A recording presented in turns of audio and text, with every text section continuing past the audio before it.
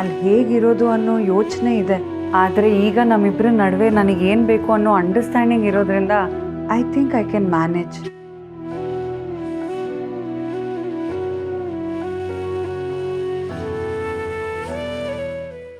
ಅದು ಇದು ಹಿಡಿಯೋದಕ್ಕಿಂತ ಜಾಸ್ತಿ ತುಂಬಿಟ್ಟೆ ಅನಿಸುತ್ತೆ, ಅದಕ್ಕೆ ಕಿತ್ತೋಯ್ತು.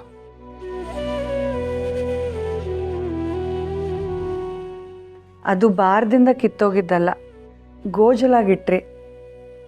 ಸರಿಯಾಗಿ ಮಡಿಸಿದ್ರೆ ನೀಟಾಗಿ ಕೂತಿರೋದು. ಗೋಜಲಾಗಿರೋದನ್ನೆಲ್ಲ ಸರಿ ಮಾಡಿಕೊಂಡ್ರೆ ಏನೂ ಸಮಸ್ಯೆ ಆಗಲ್ಲ, ಎಲ್ಲ ಸರಿ ಹೋಗುತ್ತೆ.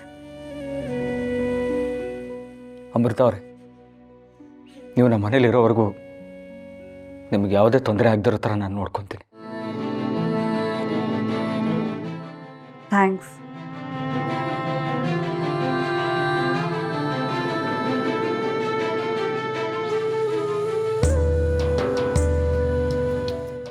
ತಗೊಳ್ಳಿ. ಥ್ಯಾಂಕ್ಸ್.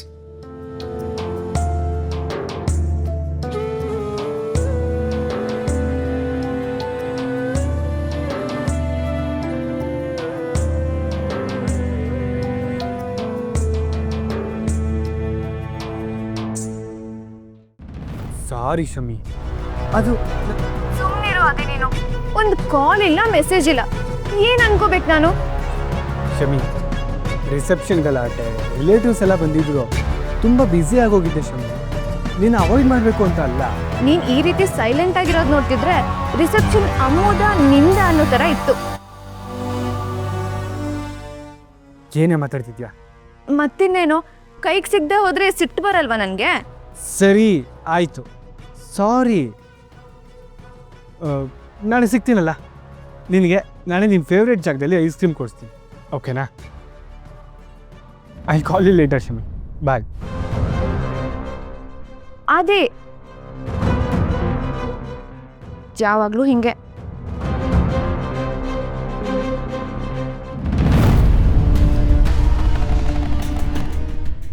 ನೀನು ಯಾವಾಗ ಬಂದೆ? ಶಮಿತನ್ ಜೊತೆ ಮಾತಾಡ್ತಿದ್ಯಾ?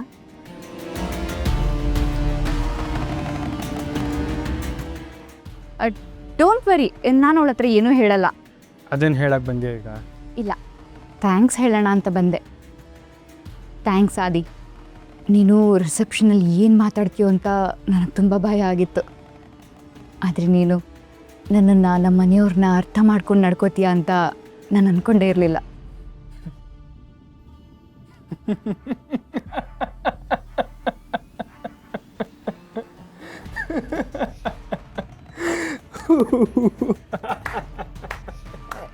ಯಾಕೆ ನಗ್ತಿದ್ಯಾ ಆದಿ? ನೀನು ಎಕ್ಸ್ಪೆಕ್ಟೇಷನ್ಸ್ನ ಮೆಚ್ಕೋಬೇಕು ಕಣೆ. ಅಂದರೆ ಅಲ್ಲ, ನಾನು ನಿನಗೋಸ್ಕರ, ನಿಮ್ಮ ಮನೆಯವ್ರಿಗೋಸ್ಕರ ಬದಲಾಗ್ಬಿಟ್ಟಿದ್ದೀನಿ ಅಂದ್ಕೊಂಡಿಯಲ್ಲ, ಅದಕ್ಕೆ.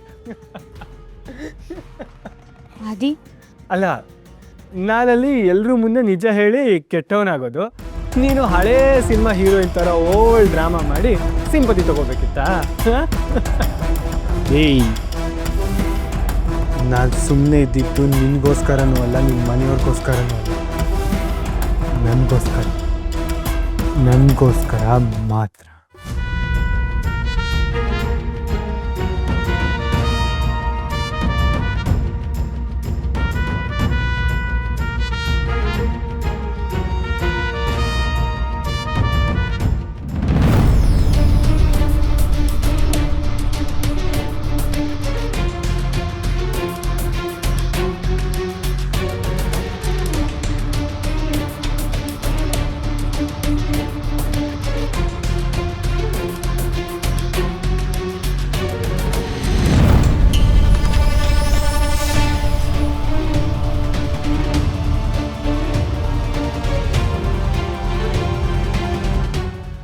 ಮೊದಲೇ ಗೊತ್ತಿತ್ತಲ್ವಾ ನಿಮಗೆ?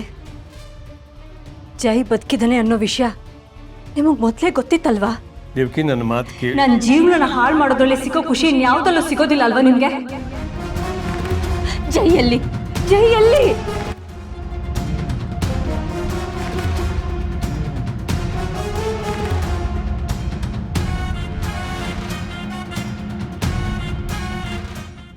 ಇಪ್ಪತ್ತೈದು ವರ್ಷದ ಹಿಂದೆ ನನ್ನ ಜೈ ಬದುಕಿಲ್ಲ ಅಂತ ಸುಳ್ಳು ಹೇಳಿ ನನ್ನ ಜೀವನನೇ ಹಾಳು ಮಾಡ್ತಾರಲ್ಲ ನೀವು.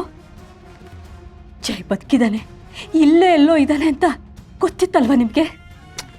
ದೇವಕಿ, ನಾನು ಹೇಳೋದನ್ನು ಕೇಳು. ಅವನು ಎಲ್ಲಿದ್ದಾನೆ, ಬದುಕಿದಾನೋ ಇಲ್ವೋ ಅದು ಕೂಡ ಗೊತ್ತಿಲ್ಲ ನನಗೆ. ಯಾವತ್ತಾದರೂ ನಿಜ ಹೇಳಿದ್ದೀರ ನೀವು? ಬರೀ ಸುಳ್ಳು, ಬರೀ ಮೋಸ. ದೇವಕಿ, ಒಂದು ವೇಳೆ ಅವನು ಬದುಕಿದ್ರು ಸತ್ತಿದ್ರು ಅವನ ಗುಣ ಏನು ಬದಲಾಗ್ತಾ ಇರಲಿಲ್ಲ ಬಿಡು. ಗುಣದ ಬಗ್ಗೆ ನೀವು ಮಾತಾಡಬೇಡಿ. ನೀವು ಸುಳ್ಳನ್ನೆಲ್ಲ ನಾನು ನಂಬಲ್ಲ. ಜೈ ಬದುಕಿದ್ರೆ ಅವನು ಎಲ್ಲೇ ಇದ್ರೂ ನಾನು ಹುಡುಕ್ತೀನಿ.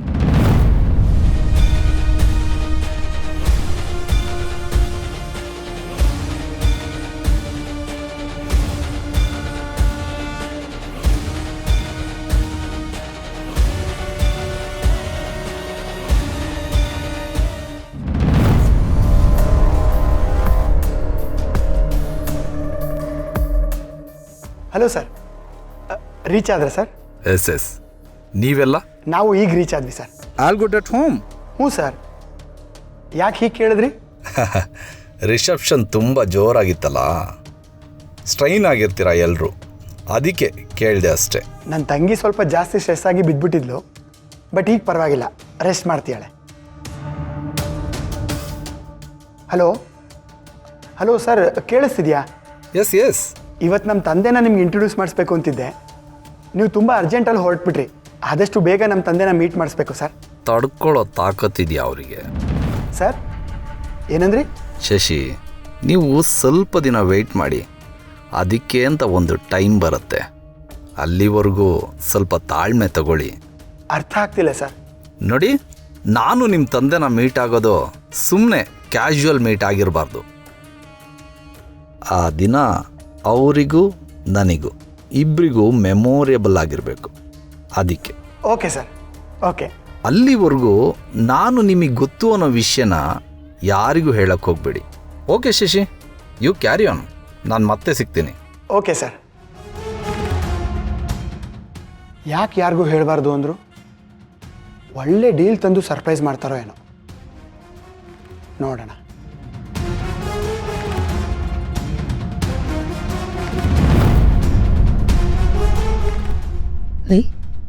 ಏನಾಯ್ತು?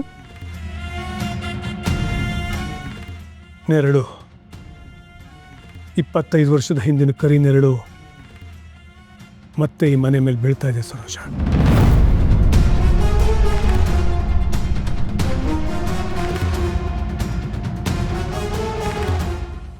25 ವರ್ಷದ